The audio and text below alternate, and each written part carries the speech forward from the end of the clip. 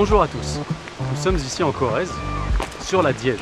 La Diège, c'est une petite rivière qui se jette dans la Dordogne. Nous, on est Énergie de Nantes. Énergie de Nantes, c'est un mouvement de réappropriation de l'énergie par les habitantes et les habitants de Nantes. Énergie de Nantes a aussi créé un fournisseur, le premier fournisseur local, associatif, de proximité et pas plus cher à Nantes. Notamment pour créer ce fournisseur, on a dû parler à des producteurs d'électricité et des producteurs locaux. C'est les premiers producteurs qu'on vient voir ici, en Corrèze.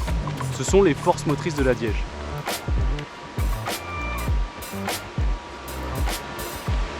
Les forces motrices de la Diège, c'est une petite société de production, une centrale hydroélectrique qui a été construite dans les années 1900.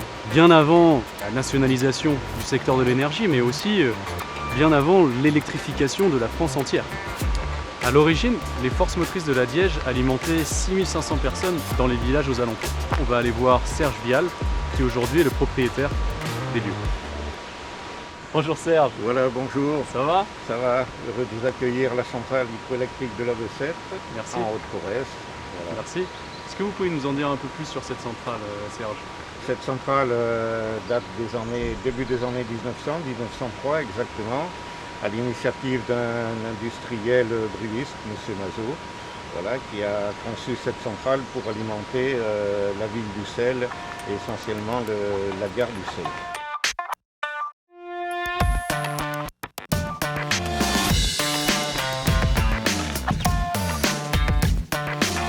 Bonjour Monsieur Montier. Bonjour, Vous allez bien? ça va? Alors c'est votre moyen de production ici? Oui. Ça se passe comment un petit peu sur le trajet de l'eau en fait? Comment Disons qu'il y a un canal qui fait 900 mètres de long, avec un petit barrage là-haut, et des vannes là-haut qui sont automatisées. Ces vannes, qui régulent le débit d'eau, sont à l'entrée d'un canal creusé à la main au début du XXe siècle.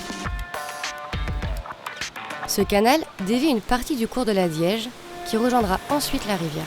C'est ce qui caractérise une centrale dite au fil de l'eau, à la différence d'un barrage dont l'impact sur l'écosystème est parfois plus important.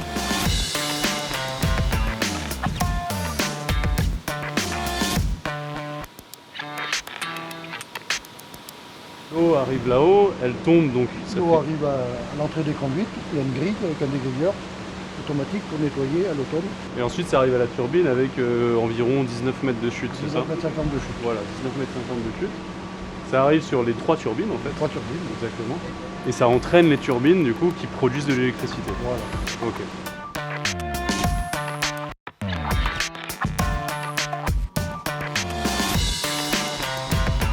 Grâce à ces 3 turbines, celle d'origine de 400 kW et deux plus récentes de 600 kW, la centrale peut générer jusqu'à 1,6 MW de puissance.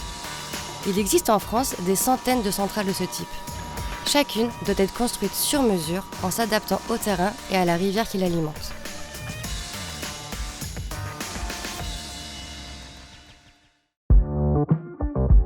C'est ce type de moyens de production, de taille raisonnable, décentralisée et appropriable, qu'Énergie de Nantes souhaite voir se multiplier.